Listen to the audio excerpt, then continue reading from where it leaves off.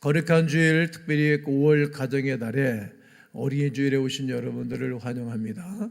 좌우에 계신 분하고 이렇게 인사하고 축복해 보세요. 당신의 가정은 잘 됩니다. 계속 잘 됩니다. 끝까지 잘 됩니다. 한 번 더 영원토록 잘 됩니다. 오늘은 주제가 자라가게 하라. 한번 따라해 보셔요. 시작. 사람은 호흡, 또 맥박, 그리고 혈압, 체온은 대표적인 건강의 신호입니다. 이 중에 하나만 약간 좀 안 맞으면 건강의 적신호가 오지요. 사람이 서로 악수를 하면 체온이 느껴지죠. 악수하다 보면 물이 쭉 땀이 흐르는 분들도 있고 보송보송한 분도 있고 찬 분들도 있고요.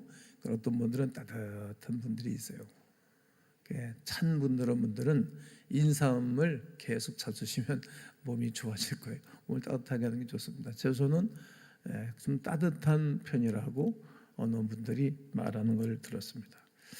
이처럼 포용하면 온전히 따뜻함을 느낄 수 있어요. 우리 사람끼리도 서로 포용하는 것은 좋다고 그럽니다. 스킨십은 온도만 높여주는 것이 아니라 애정도 높여주는 행위입니다. 특별히 부모와 자녀 사이, 영유아나 저학년 아이들과 교사와의 스킨십은 매우 중요합니다. 다 말로 설명할 수 어렵습니다.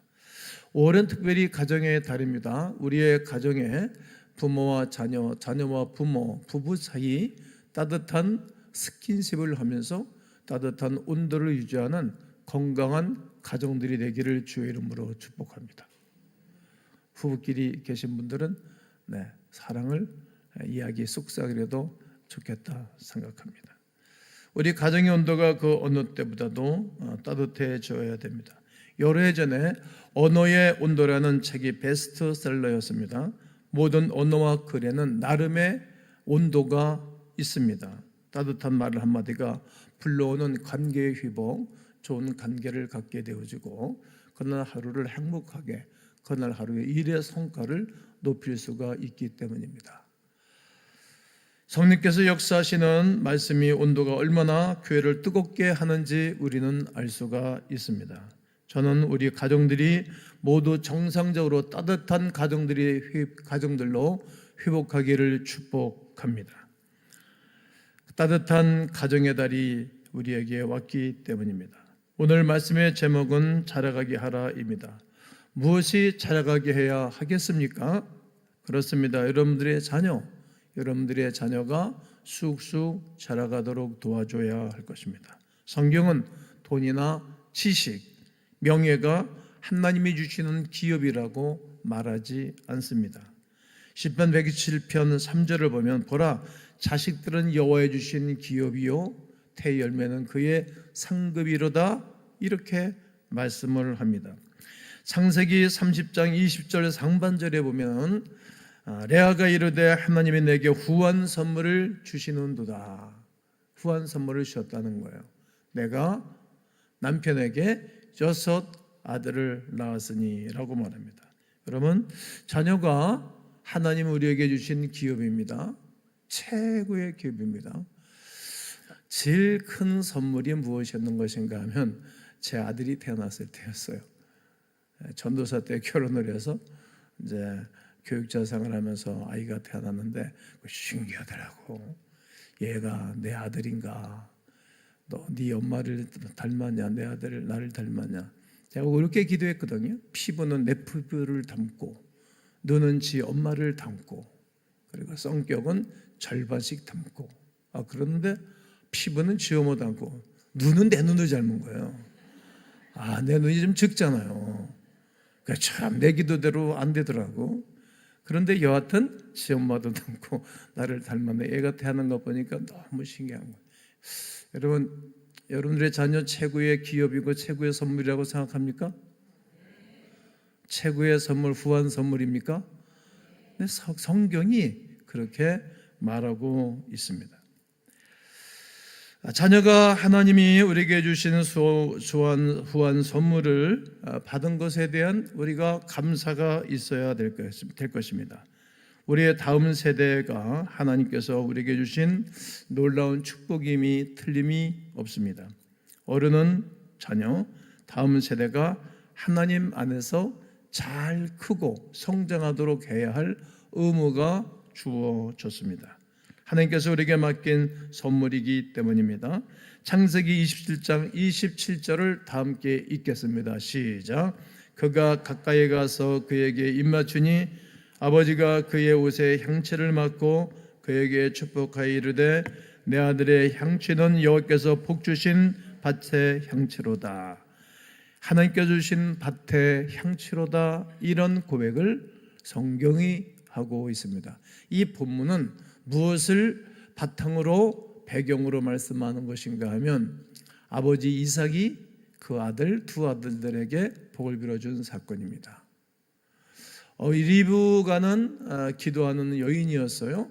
너무 힘드니까 기도했더니 야, 네 복 중에 두 민족이 다투는구나. 큰 자가 어린 자를 섬기게 하고 작은 자가 큰 자가 될 것이라고 기업 물을 자가 차자에게 있는 것을 알았어요. 어려울 때 기도하면 하나님이 말씀하시고 응답하십니다. 우리가 그런 경험들이 많지 않습니까? 그런 이제 아이들이 크고 난 다음에 아버지 이삭은 에서를 좋아해줘요. 남자는 남성다운 애들을 좋아하거든요. 그리고 어머니는 늘 자기 옆에서 자기를 도왔던 맘마보이 야곱을 좋아했어요. 그런데 그래서 좋아했다기보다는 하나님이 말씀하셨기 때문에 하나님이. 그리고 어느 날 아버지가 그 아들을 축복하겠다는 말을 듣고 어머니가 늘 같이 있으니까 그 말을 들은 거예요. 그래가지고 양을 잡아서 요리를 해가지고 남편에게 가지고 들어가라고 아버지한테 갖고 와라고 그리고 축복 기도를 받으라고 했더니 축복은 그냥 저주나 받지 않을까 봐 두렵습니다. 야 그러지 말고 네 형처럼 털북서기를 만들고 그리고 들어가서 기도를 받아라. 야 그런데 음성과 냄새는 야곱 같은데 네가 어떻게 예선이? 그러니까 아닙니다 아버지 순족하게 하나님이 양을 잡게 하셨습니다. 그리고 그때 냄새가 맡고 기도해 준 거예요. 여러분 사람마다 입 냄새가 있잖아요. 입 냄새가 있고 여러분 사람 딱 지나가면 눈을 감고 있어도 지나가면 누군지 알아요. 누군지. 그러니까 밭의 향취로다. 하나님이 복 주신 밭의 향취로다. 너가 복이 있고 향기 나는 그러한 인생이 될 것이라고 복을 빌어줬던 것입니다. 그러니까 우리 자녀들의 후손들이 밭에 향치 나는 아름다운 향기 나는 사람들이 되도록 기도해 주어야 됩니다. 이게 오늘 본문의 말씀입니다. 하나님께서는 요셉과 마리아에게 예수님을 맡겼습니다. 부모는 예수를 잘 가르치고 있었습니다. 양육하였습니다. 이 누가복음에서만 어린 예수님의 유아 시절을 기록하고 있습니다. 누가는 우리가 잘 알고 있는 바처럼 의사입니다. 이방인들을 위해서 썼기 때문에 상세하게 어린 시절을 기록하고 있습니다. 말씀을 읽어보면 얼마나 예수님께서 잘 자라나셨는지 알 수 있습니다. 오늘 본문은 12세였던 예수님이 유월절 기간에 부모와 함께 유월절 제사를 드리러 예루살렘 성전에 들어갔습니다.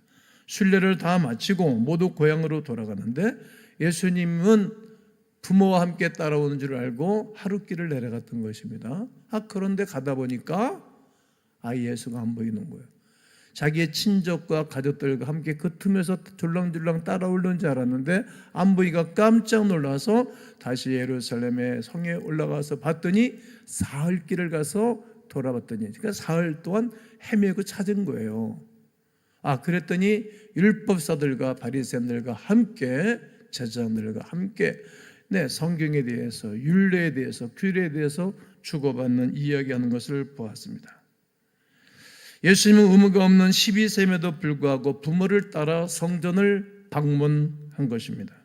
의무가 없음에도 불구하고 성전에 갔다는 것은 무엇을 의미하는 것입니까?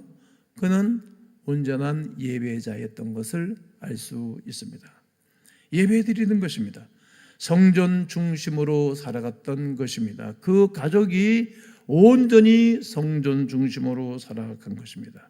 그 일에 열정과 애정이 많다는 것을 가르쳐 줍니다.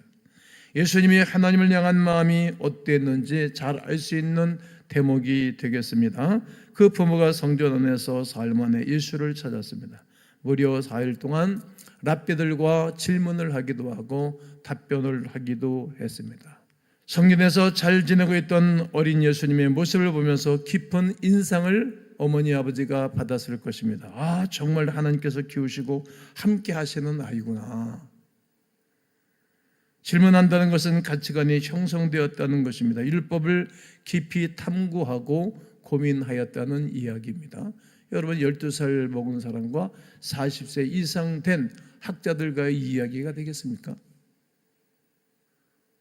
안 맞는 얘기 아닙니까? 이렇게 어린 예수는 그 말씀에 식견이 아주 탁월하고 높았다는 것을 알 수 있습니다. 우리 아이들이 부모에게 질문한다는 것은 중요한 일이 아닐 수 없습니다. 특히 어린아이들이 보는 세계는 하나하나 다 호기심입니다. 왜?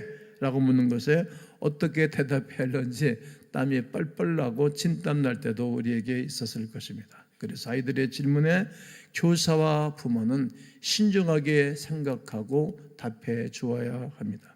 그 아이들의 세계관이 그때 형성되는 것이요, 그들의 가치관이 그때 정립되는 것이기 때문입니다. 랍비들은 그런 예수님의 질문과 대답에 놀라움을 금치 못하였습니다. 어렸던 예수님의 비범한 장래성에 깊은 인상을 받았기 때문입니다. 누가복음에서 예수님의 성장기를 기록할 때 말씀의 시작과 말씀의 마지막이 이러합니다. 40절, 아이가 자라며 강하여지고 지혜가 충만하며 하나님의 은혜가 그의 위에 있더라. 52절 함께 읽습니다. 예수는 지혜와 키가 자라가며 하나님과 사람에게 더욱 사랑스러워 가시더라. 자라갈 때 강하여지고 지혜가 하나님으로부터 주어졌다는 것을 알 수가 있습니다. 그 하나님의 은혜가 예수님 위에 있었습니다.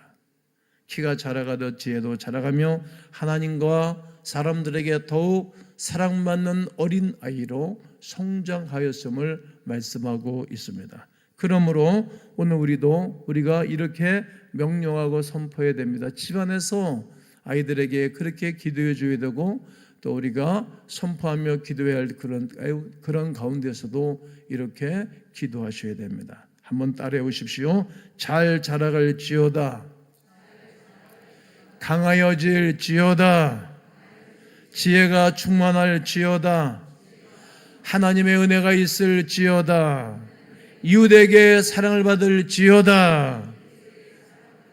이렇게 우리가 선포하며 기도해 주셔야 합니다. 우리의 자녀들을 누가 키웁니까? 네, 부모가 키우는 것입니다. 그러나 그 지혜가, 은혜가 자라가게 하시는 분은 오직 하나님 한 분이십니다.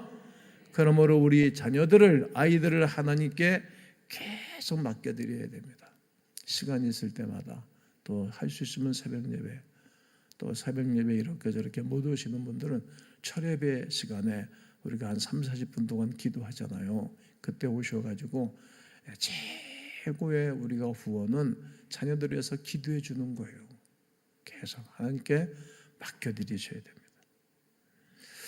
여러분, 자녀들을 키울 때 가장 걱정되는 것이 무엇입니까? 오늘 우리는 어린이주일을 맞이하기 때문에 제가 이런 설교를 준비해서 하는 것입니다. 어떤 것입니까? 여러 가지가 있죠. 아이의 건강도 염려가 되죠. 우리 교회도 어린아이가 건강하지 않아서 매일 엄마가 애달파 어쩔 버러운 아이가 있어요. 아유, 막 마음이 너무 아파요.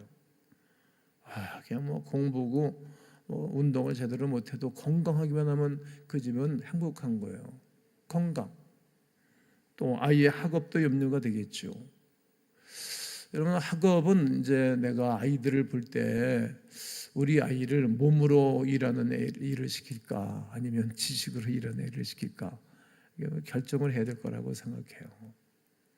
부모가 최고의 가이드라인을 정해줘야 되니까. 그런데 몸으로 일하며 사는 세상이 앞으로 더 커요. 왜냐하면 이제 AI 시대가 앞으로 30년 또 50년 갈 거거든요. 저는 미리미리 공부하는 거죠. 그러면 반에서 1등서부터 5등, 7등 안에 들어가는 애들만이 지식을 가지고 사는 게 좋을 거라고 생각해요. 그리고 그 다음에는 몸으로 밥 먹고 사는 그런 일들을 정해주면 좋을 거라고 생각해요. 미리 정해주는 거예요. 그리고 이제 뭐 대학 안 나왔으면 어때요? 우리 목사도 이상한 말 한다 그러는지 모르지만 이제 다 너나 것이 다 대학을 나오는 세상 속에는 대학을 안 나오고 살아도 전혀 상관이 없는 세상이 와요. 독일의 대학이 그렇지 않아요? 독일에는 전문 대학들, 뭐 디자인은 이 대학이 최고다, 뭐 공과대학은 이 대학이 최고다. 지방에 있는 대학일지라도 꺼리끔씩 가는 거예요. 그런 대학, 그런 우리 한국에도 교육을 그렇게 시키시면 좋겠다고 생각해요. 그래, 학업도 문제가 되겠죠. 이런 것도 부모들이 기도 제목이라고 생각해요. 영국에서 제일 돈 많이 버는 사람들은 굴뚝으로 들어가가지고 굴뚝 청소해 준 사람이 제일 돈 많이 법니다. 하루에 하나만 보면, 한만 하면, 뭐 고급 공무원 봉급 하루에 하나만 하면 그 사람들 봉급 더 많이 받죠. 다 넣으니까. 학업에 대한 문제, 뭐 모든 삶의 염려 당연합니다. 왜냐하면 아이는 아직 어리고 미성숙하기 때문입니다. 다칠까봐 어디가 넘어져서 까지지 않을까 뭐 늘 애지중지하는 것이 부모의 마음이라 생각합니다. 그러나 예수님은 4일 동안이나 방치되셨습니다. 무엇을 의미합니까? 하나님이 자라게 하는구나, 하나님이 키우는구나, 믿음이 있는 거예요. 믿음이 있으면 그렇게 염려하지 않아요. 마태복음 6장에서는 뭐라고 말합니까? 무엇을 입을까, 무엇을 마실까, 무엇을 할까 염려하지 말아라, 분명히 말합니다.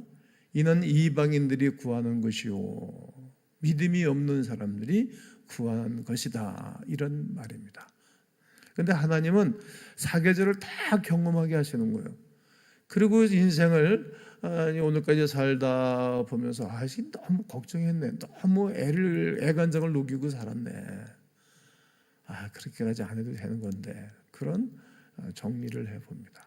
결국은 누가 여호와는 나의 목자시니 내게 부족함이 없으리로다, 그가 나를 푸른 초정에 누이시며 쉴만한 물가로 인도하신 것을 고백할 수밖에 없게 되는 것입니다. 여러분, 예수의 어머니 아버지는 그 예수 그리스도를 누가 하나님의 아들 이 땅에 오셨기 때문에 하나님이 기르시는 것을 알게 된 것입니다. 요셉과 마리아가 아들 예수에게 왜 계속 여기에 있었느냐 이렇게 묻습니다. 누가복음 2장 48절을 읽겠습니다. 시작.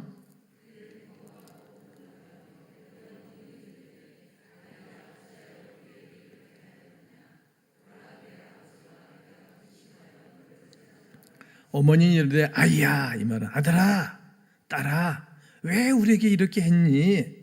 내 아버지와 내가 근심했어, 너를 찾았다, 이렇게 말씀합니다. 그때 예수님의 대답이 굉장하지 않습니까? 어떻게 대답하는 것입니까? 읽습니다. 시작. 예수께서 이르시되 어찌하여 나를 찾으셨나이까? 내가 내 아버지 집에 있어야 될 줄을 알지 못하셨나이까 하시니, 내가 내 아버지 집에 있어야 할 줄을 왜 알지 못하셨습니까? 아니, 왜 어머니 아버지가 그걸 모르는 것입니까? 그렇게 알기 때문에 내가 따라가는 줄 알고 다 그냥 내려간 것 아닙니까? 이렇게 예수님이 대답을 하신 것입니다. 이 말은 통상적으로 교회를 잘 다니고 있는 말이 아닙니다. 일찍부터 아버지 하나님과 깊은 긴밀한 관계, 깊은 의식 가운데 살아갔던 것을 고백하고 있는 것입니다.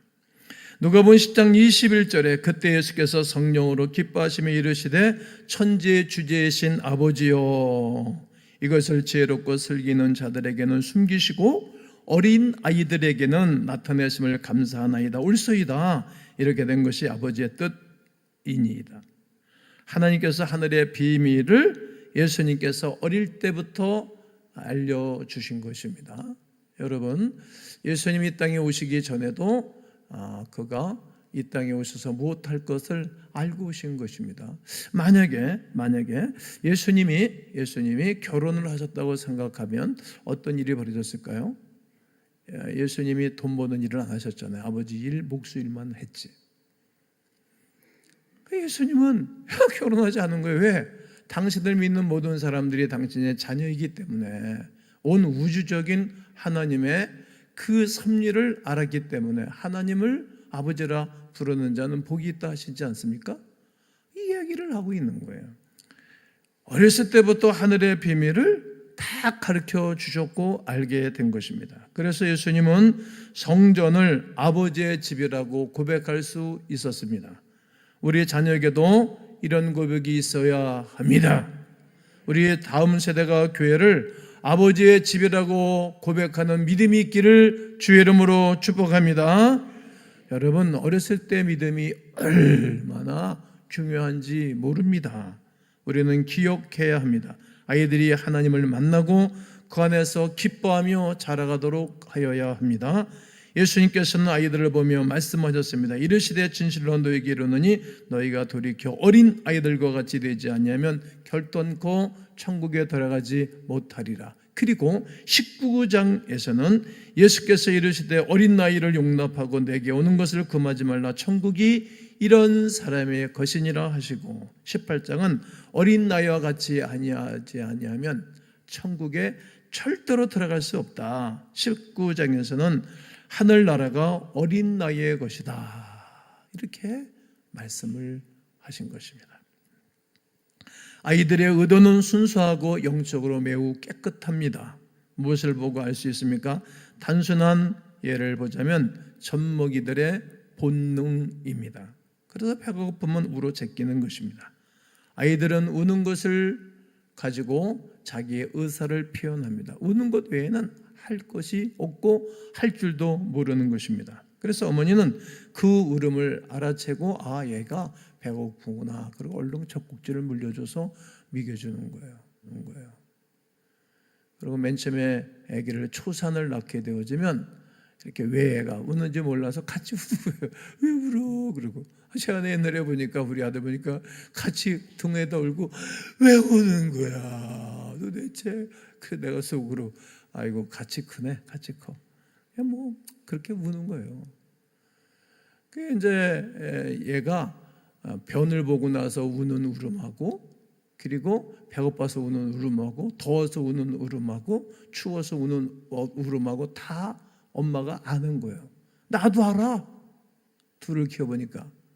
우는 소리만 들어도 엄마가 턱턱해지는 거예요. 근데 어렸을 때에 아이들이 내게 이것이 필요하다고 울어 제끼는데 엄마가 밖에 나가 있고 또 출근을 하고 가까이 있지 못하는 애들이 있잖아요. 그러면 어렸을 때 그런 데는 거야.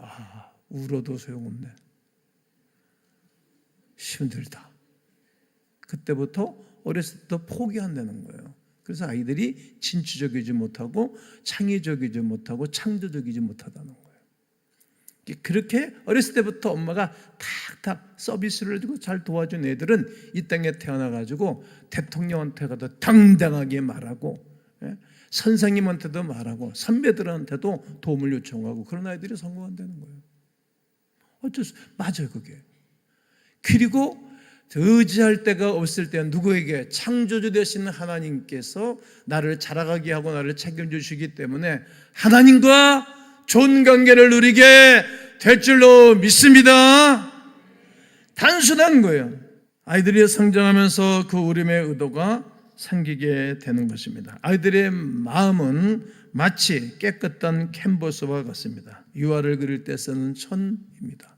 깨끗한 천 위에 물감을 잘 칠해놓으면 작품이 나오는 거예요. 최고의 작품이에요. 또 유연한 스펀지와도 같습니다. 그리고 연약한 젖먹이와도 같습니다. 그래서 찾을 수 있는 것이 부모밖에 없지 않겠습니까? 배울 수 있는 것이 부모밖에 없습니다. 예수님은 아이들의 그 모습을 보았던 것입니다. 그래서 깨끗하고 유연한 연약한 아이들이 부모를 찾듯 하나님을 찾지 않으면 결코 천국에 들어갈 수 없음을 비유로 말씀하고 계신 것입니다. 그러므로 사랑하는 성도 여러분, 우리 다음 세대를 우리 하나님께 맡겨드려야 할 줄로 믿습니다. 믿으시면 양손들어 아멘. 다음 세대들을 하나님께 맡겨줘요. 하나님께서 예수님을 사랑스럽고 지혜와 은혜가 풍성하게 하셨듯이 우리 아이들에게도 지혜와 은혜가 더욱 풍성하게 자라가도록 하여야 합니다. 그러나 오해하지 말아야 합니다. 하나님께 맡겨드린다는 것은 결코 하나님이 알아서 키운다는 의미가 아닙니다. 자녀를 신경 쓰지 않는 것은 하나님 우리에게 맡겨주신 자녀를 선물로 생각하지 않는 것과도 같습니다. 어떻게 해야 됩니까? 예수님처럼 교회 출석을 하도록 하고 하나님의 말씀을 늘 가까이 하는 자녀로 자라게 해야 합니다. 아멘이십니까? 이것이 예수님의 어린 시절이었다는 사실을 알아야 됩니다. 그러므로 사랑하는 성도 여러분, 교회를 사랑하고 예배를 가까이 하는 여러분들이 되시고 그 자녀도 그렇게 양육하게 되기를 권면합니다. 하나님께서 여러분들의 자녀들을 다음 세대들을 위대하게 귀하게 자라게 하실 것을 믿고 오늘 본문의 말씀을 붙잡고 승리하는 여러분 가족들 되기를 주의 이름으로 축원합니다. 축원합니다.